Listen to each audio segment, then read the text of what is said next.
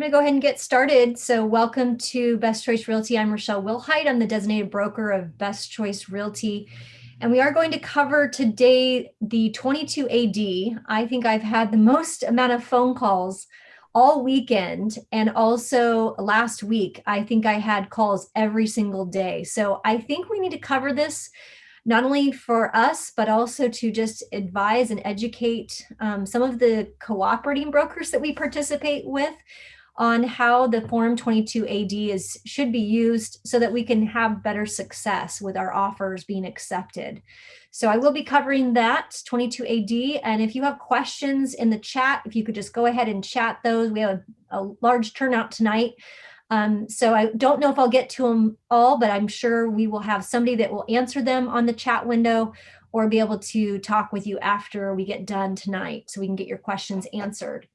So I have full intention of covering a real life example and just kind of talking about the reason or how you would go about adjusting the 22 AD and how you would make those changes if you needed to adjust based on your client's needs.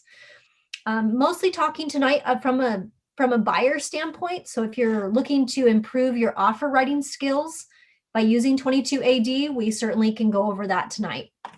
So we're going to go ahead and jump right in and talk about the form in general. So let me get that up on the screen here. So basically what this 22 AD is, it's not that, Rochelle, I can just put a 22 AD and I'm getting the deal accepted. There's more to that idea.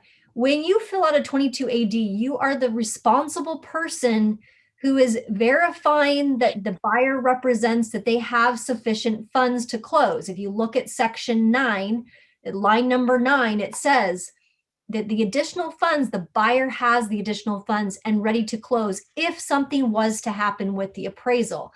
Again, this 22 AD, if you get purchase price at $1 million and the property appraises at $1 million, then there's no need for the additional down. It's almost like we're using this as a way to pre-negotiate in the event that the appraisal does not come in at the sales price, that we have the ability, that we're showing that we have strength in the ability to come up with the additional funds, the buyer, in the additional funds, and that they have that availability within their bank account. Maybe they have a 401k. I had a Bitcoin.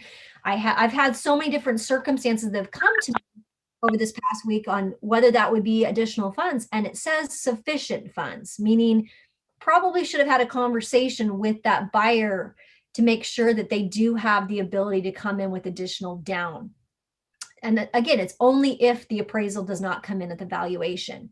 The other question I hear a lot on from this past week is, do I check box number 1 or do I check box number 2 or do I check both boxes? I really should have a quiz question just to see, but I don't want to make everybody feel bad. But it really depends on whether you've used the 22A or if you've used the 22AA. So right next to number 1, that checkbox, look, it says financing addendum, and it has in parentheses Form 22A, which in my mind is like a little flag or a Post-it note for you to remind you that you only check box 1 when you're using Form 22A. If you're using 22AA, that's when you would check box number 2. You are not to check both boxes. That's not proper, and that's not the best use of this form.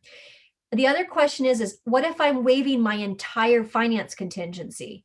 And the answer is you don't use a 22 AD at all.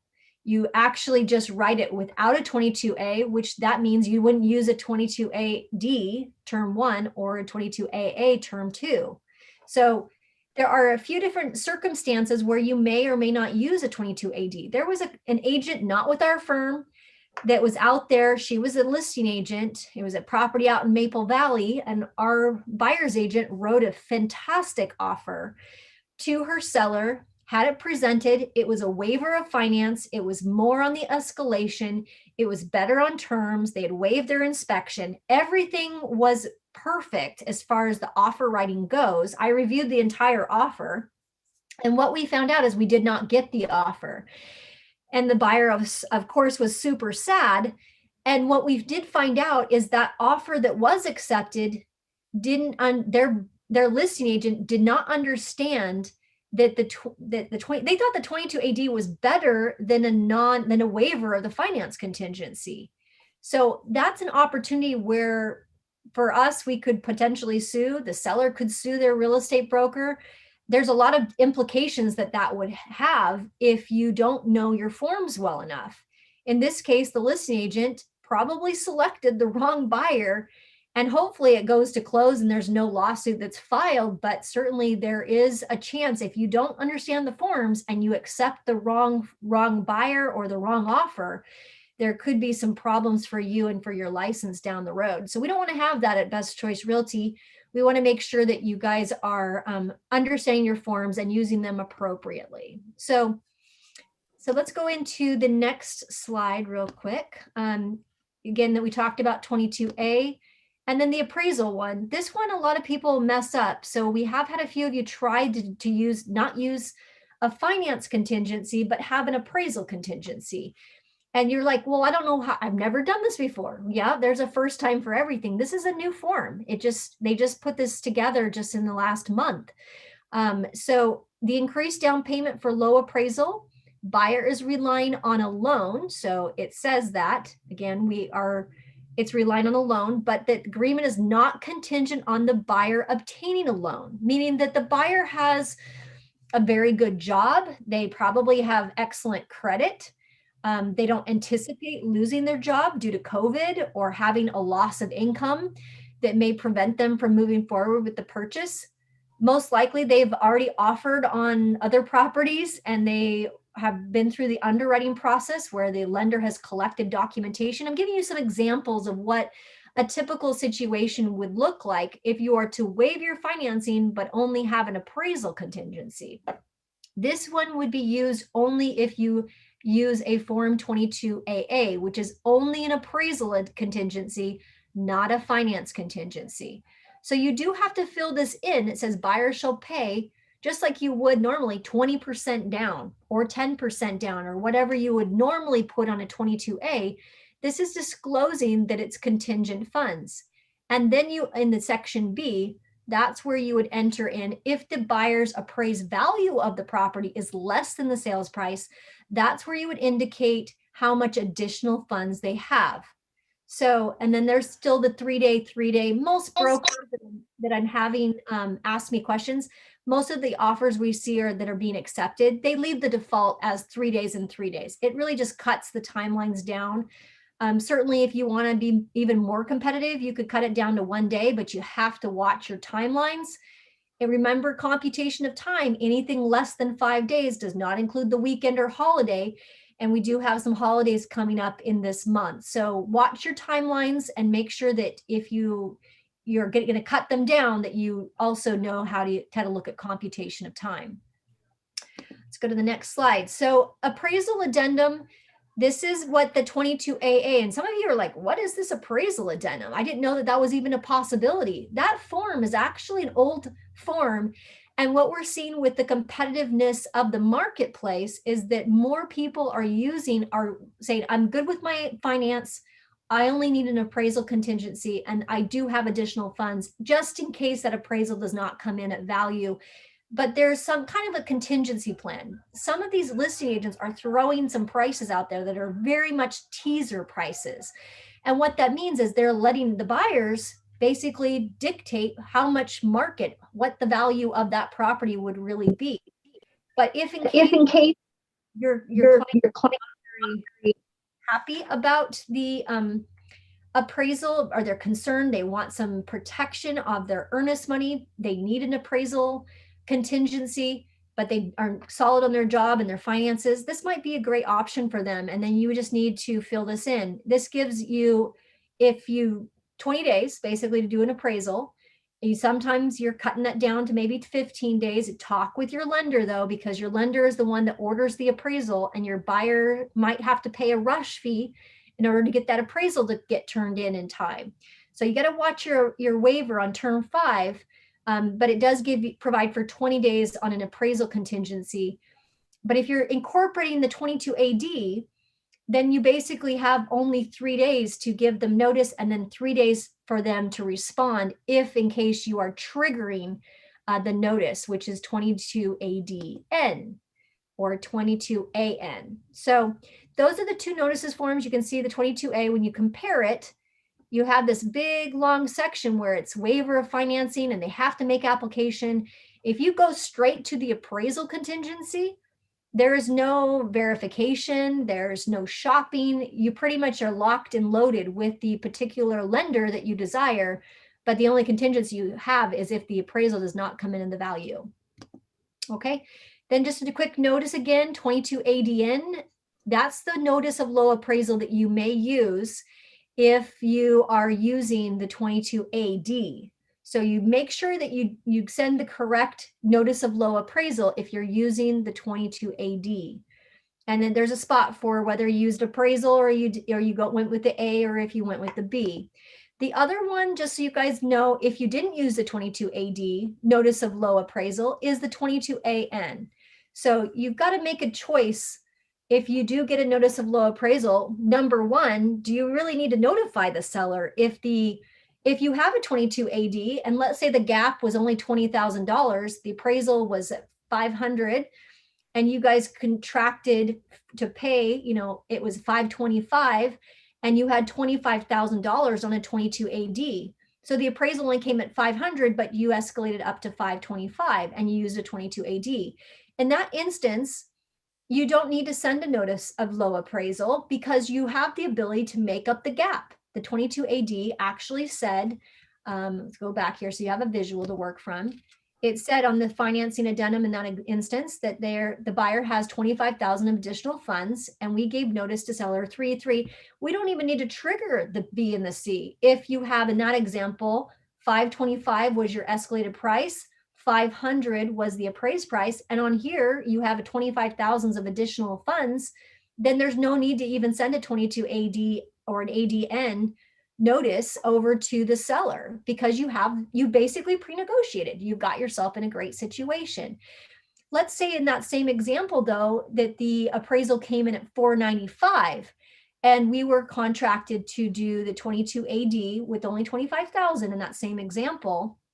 And your buyer was like, we don't have literally another penny to contribute to this purchase. Then you have a choice to make. If you send over the 22 ADN, the notice, because of that $5,000 deficit, you would have to do it within 3 days, and then the seller's right to reduce it, or they have the right to terminate. So you have to make a decision with your buyer. Do they want to lose the home, or do they want to maybe call grandma or mom or dad or somebody else that can maybe come up with the additional 5,000 so that the seller does not end up going with somebody else? We have seen that happen where, for whatever reason, that appraiser, we got a bad appraiser. And for example, we were only short 5,000 and unfortunately the seller terminated and they decided to go with the backup and were successful in garnering that higher price. So you do have some choices. And again, if it's your first time ever using a 22 ADN notice or using that, certainly call me, call Jerry Kay, call Shannon, call anybody really for that matter that has used that 22 ADN and can advise and make sure that you're getting the right help that you need to, and the timing that you need to respond. Okay, and then let's go to the example so I can wrap up. So in this case, we have an MLS number, and this one's very, very, very real. I mean, it's a property that's on the market. In fact, they're doing the offers tomorrow. And they're going on. Somebody can mute that. That'd be great. And so basically we have MLS number 1765114, and the purchase price, let's just say our buyer wants to offer on that. It's currently listed at $955, and our buyer has thought about it over the weekend. They saw it already at the open house and they'd like to offer $1 million. So they're going to do an escalation though, based on what they want to pay for the property. And they're doing their escalation $5,000 up to a cap price of $1,050,000.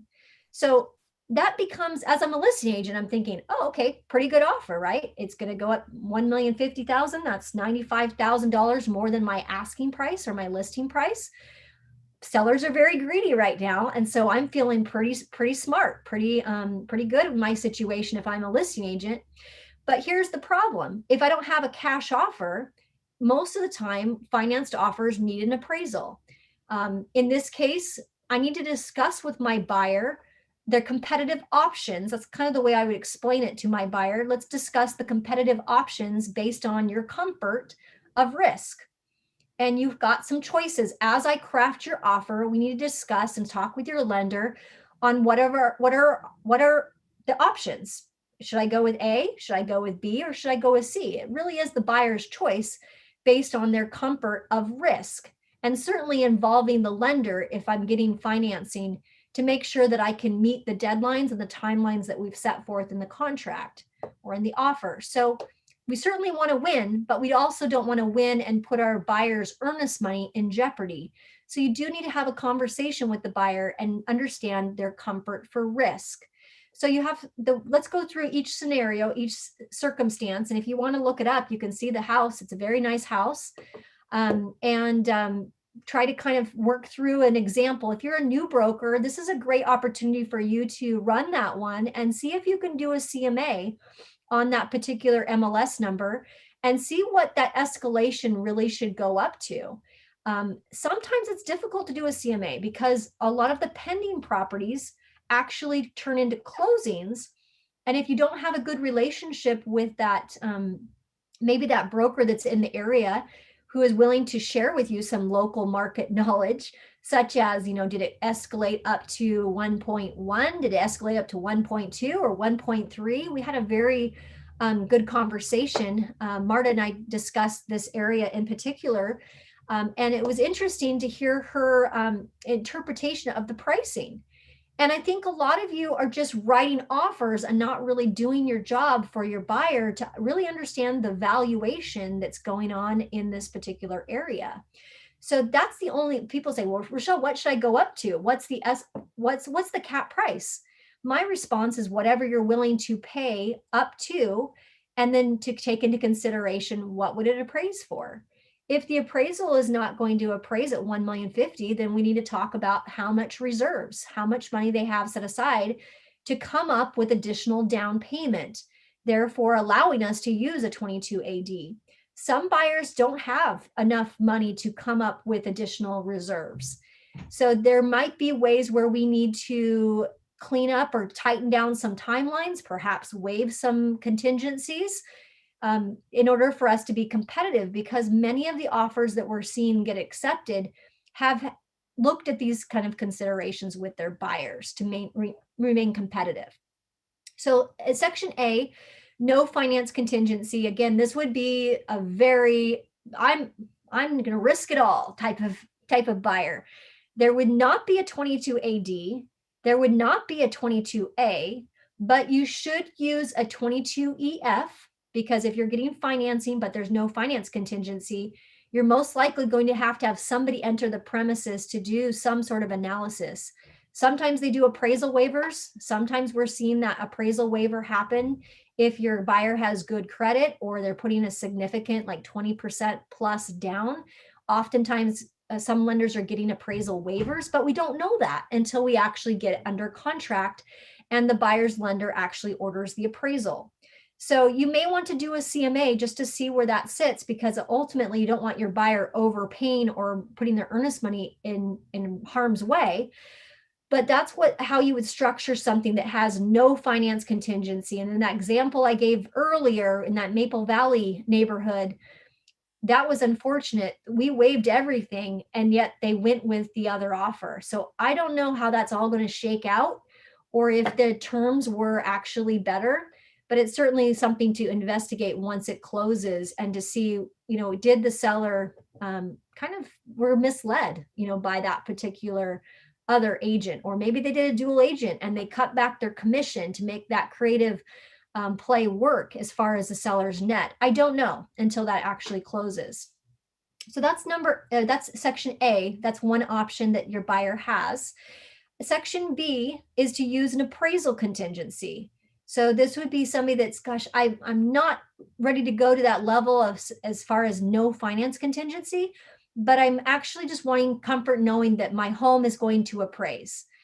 There are some cash buyers that actually want to make sure that their cash is secure. So you really want to discuss with them section A, section B, but in that case, you would use a 22AA, not a 22A. You'd use a 22AA. And if you wanted to kind of spruce it up, and if your client had some extra funds available just in case of a low appraisal, you could throw in a 22AD, and that's how you would structure your finance section. There would be no finance contingency. There would be an appraisal contingency with a 22AD. Just make sure you check the B, not the A on that one. The last option that we're going to discuss tonight is the finance contingency with two options. So that would be, make sure you have two, you have two options, the financing contingency. A lot of people are asking, which one should I use? Should I use the A or the B? And I'm specifically talking about 22A. Let me go to it real quick so you can see what I'm talking about. Let's see, that was that 22A. Nope. Maybe I don't have it on my screen. There it is. Okay, 22A. This is what I'm talking about. The finance contingency, selecting A or B. A is just like the olden days where we actually have to send the notice and we have to get it back and then we have to follow along.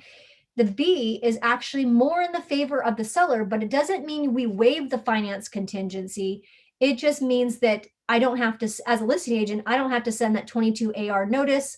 Basically, once we pass the timeline, I don't have a finance contingency anymore, but I will, or I will not have paragraph 5, which is the finance contingency. So, or I'm sorry, the appraisal contingency. So you do have to check the appropriate box. The will not is actually very good to have that, but you might have to check the will in order to keep everybody rolling along with the right time. So you really want to have a good conversation with your lender on this one to make sure that you can order the appraisal on time, or perhaps get an appraisal waiver. And if that happens, how good is your lender at meeting timelines? And if you're not confident with your lender's ability, you probably want to leave those defaults alone. You certainly can ask for an extension. We've had that happen where you need a couple days extension. But for the most part, it makes it easier on that listing agent to select B than A, because there's nothing that the listing agent has to do. Once that timeline passes, just like feasibility we talked about last week, once we pass that timeline, it's done. You can't get your earnest money back due to finance. Okay, so then you've got Rochelle. Yes. Can we go back there? Because I think some of the agents are missing something on that form. That I'm glad you're jumping in. Let me get back to it. Go ahead and talk if you could. There we go. So this is Jerry Kay. I do all the reviews. I'm the contract compliance manager and managing broker. Most of you know me and you've seen my name. But you got to be very careful if you've checked the automatic waiver of financing, where just when day 21 comes, it's waived. If you included a 22AD in your file and you did not, it's very important what you check down here on appraisal less than sales price. Mm-hmm. Because if you waive all the financing, then you're waiving your AD too.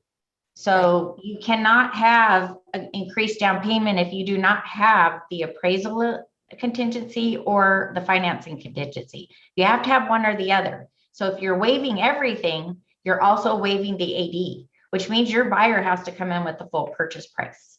Mm-hmm. That means they can't communicate. There's no reason to do that, right? Yeah, there's no going back and forth and saying, well, I really do have more money, that I could have thrown at it. It's not even in play. Right. Yeah, I think a lot of them are just, let's just hurry and throw it in and just show that we have the ability. You can show that you have the ability with the 22EF, here's my proof of funds for my down payment. Here's some more money that I have in a reserve account. That sometimes would be better than throwing a 22AD, right, Jerry Kay, or misusing yes. the funds. So, yeah, that's what Rochelle was trying to explain when we first started the call about some people aren't understanding the AD. They think it's better to have the AD than us having waived everything. They're expecting to see ADs on everything. Well, no, if you don't have any financing or the increase down, that's the better offer to choose. Okay. Well, that's good. We have a couple minutes for questions, Jerry K. That's all I had to cover, and that you brought up a really good point. Did I miss anything else? No, the rest seemed really good. Does anybody else have any questions? While they're doing that, I'm gonna I've just answered a couple of them already, just via texting. texting. Yeah. For that kitty, that's my mommy's kitty. Oh, and I can't mute you. I know it. My mommy's kitty. She's like wants to come up on the computer. Okay, so this is the house. So this is kind of like, okay, if I want to do the 22 AD, if I go 1,050,000, then it's like, okay, well, how much money do I want to do on a 22 AD? A lot of people ask that. Well, if I'm escalating, I would take the 1,050,000, right, on this particular property, if that's what my client wanted to offer as my cap, and then subtract out. I mean, we know that, I mean, with the multiple offers being presented, look at the age of remarks, you guys. It says, I mean, we're going to have all offers submitted by noon. This is a very competitive property. It will most likely go over 1 million, I would say, based on the market analysis that I've done on it. But if my clients want to go 1,050,000 and trying to win the deal, keep the financing and the 22, want to use a 22 AD, I have to fill out the 22 AD, right? And so I need to figure out how much money do they need to have in order to win. So in that example, 1,050,000, and then I subtract 955 because that's the list price. My 22 AD, it would be nice to have $95,000 in that instance, right? Is that does that make sense, Jerry K? I mean, that would be nice to have, but certainly that might not win it. Somebody comes in with a 1.2. I mean, there's no way. I mean, even with a 22 AD that I can win. But you have to always, you have to kind of think like a listing agent, think like a seller a little bit, and then make that adjustment. But you're not putting 500,000 on a 22 AD. That's kind of silly. I've seen a few rookie brokers do that. Really, I would rather see you provide proof of funds or something of that nature rather than mess around with the 22 AD. Like, think logically and use the form appropriately. So in that instance, you probably would want to put, you know, the difference of the list price and the cap price on your escalation. If the client had, again, we have to verify that they have those additional funds, or we should make sure that they have those additional funds and we don't get into a situation where they don't have it. All right, did I cover that, Jerry K? Anything else that I need to answer? Nope, I answered the questions. I haven't gotten any new ones. Okay, fantastic. Well, that was straight up 6 o'clock. So you guys, wish you a lot of luck. We have there's a big opening right now. I can tell you, as a listing agent, I've talked to 5 listing agents today, and every one I've spoken to is like, do you kind of feel like things are a little bit different? There's less offers from this last weekend, and the answer is yes. So if you have a buyer on the sidelines and they're kind of like, oh, I'm so nervous, I don't know if I want to put the offer in, put the offer in. Use some strategies that we talked about on some of these calls. Cut your timelines down, show you're serious, do the love letter, do some of these things that we've talked about, and the chances are you're going to get one of these days. It is starting to adjust a little bit, and there's less competition out there. Candace, I think you said that we only had, on one of the listings, there was only 2 offers. We write some really good offers at Best Choice Realty. I think we have a very good shot at getting our buyers to win, and we are winning. So it's pretty exciting to hear some of your success stories and to hear, I know Candace texted me. She's like, we got another one. So keep them coming and let us know if we can help you and strategize with you so that you can do the best you can for your client. Sometimes we just can't win over cash, but we certainly know our forms well, and it definitely shows when we're out there competing. So keep up the good work, you guys, and we'll talk to you next Monday. Have a good one.